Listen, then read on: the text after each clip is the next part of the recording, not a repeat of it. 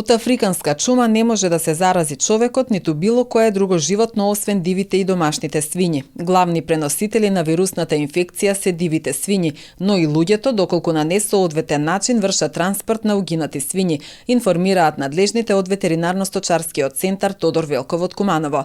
Според доктор Зоран Пешевски, станува збор за сериозно инфективно заболување кое предизвикува големи економски штети кај популацијата на свињите, особено кај фармерите. Легислативата и мерките кои ги презема Агенцијата за храна и на Агенцијата за храна и за ветерина во Република Македонија се во согласност и под контрола на Европската агенција за храна и ветерина, секако во колизија заедно соработуваат, меѓутоа болеста е толку специфична и толку лесно пренослива, така да меѓу животните лесно пренослива, така да и самата Европа има проблем со спровање на оваа болест. Ко стручњак како ветеринар не верувам дека толку лесно ние може да ја искорениме, меѓутоа цел на ова е да ја контролираме и да ја сузбиеме во што помали мерки и што помали економски штети да нанесе на нашата привреда, на нашите сточари, секако во интереси на самата држава. Првични симптоми се висока температура,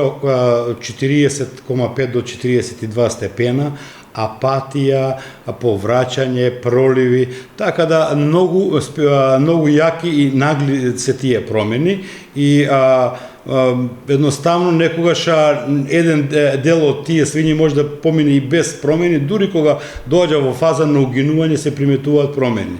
Основно кај сточарите е кога ќе приметат ден-два појаки симптоми да реагираат, да можат да известат матичните ветеринарни лекари, да ги известат да се справат со самиот проблем. Секако дека тие се обучени и тие се во контакт со Агенцијата за храна и ветерина. Болеста не се пренесува на други животни, само се пренесува од дива свиња на домашна свиња и главни преносители се дивите свињи и луѓето со нивниот транспорт, со транспортот на храна, со средствата, со по пат на фрлење на отпадоци од одредени заразени свињи, по пат на може по пат на чизми, на обувка, на облекло, значи вирусот така се пренесува меѓу од одледувалиште на одледувалиште. Адекватна вакцина против африканска чума не постои во светот, но за да се минимизира проблемот со ова заразно заболување, потребна е поголема едукација на сточарите за начинот на пренесување на болеста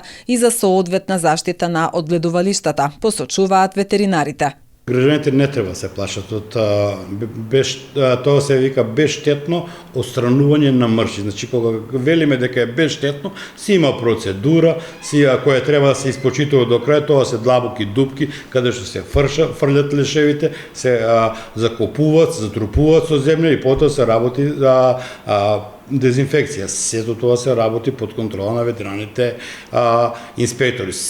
Секогаш може некоја минимална грешка и мана да се најде на тоа. Не велам дека не се греши во живот, меѓутоа треба да се укажуваат и на тие грешки. Граѓанството мислам дека не треба да ја спречува Агенцијата за храна и ветерина, треба да е кооперативно и да помага како што подобро да исконтролираме оваа болест. Секако државата и агенцијата исплачаа штета за овие угинати свињи, не е во интерес да исплачаа штета за здрави животни. Значи не е во интерес. Во интерес е да што побрзо да исконтролираме и да донесеме соодветни мерки и на тој начин да ја продолжиме работата во делот на свињарството. Со тоа државата е презела некои мерки, например со ловните друштва, каде што има субвенционирање на секоја заловена дива свиња, каде што ги субвенционираат самите ловџи до дивата свиња, секоја заловена дива свиња да иде со пропратно писмо и со одредени мостри како што треба на факултетот за ветеринарна медицина и да видиме дали на некој дел тие диви свињи ни ја шират таа популација. Во Македонија болеста африканска чума се појави во јануари минатата година во 2 одгледувалишта во Делчевско, а на територијата на земјите од Европската Унија во 2013 година, каде што се уште болеста не е целосно искоренета, потенцираат од центарот Тодор Велков.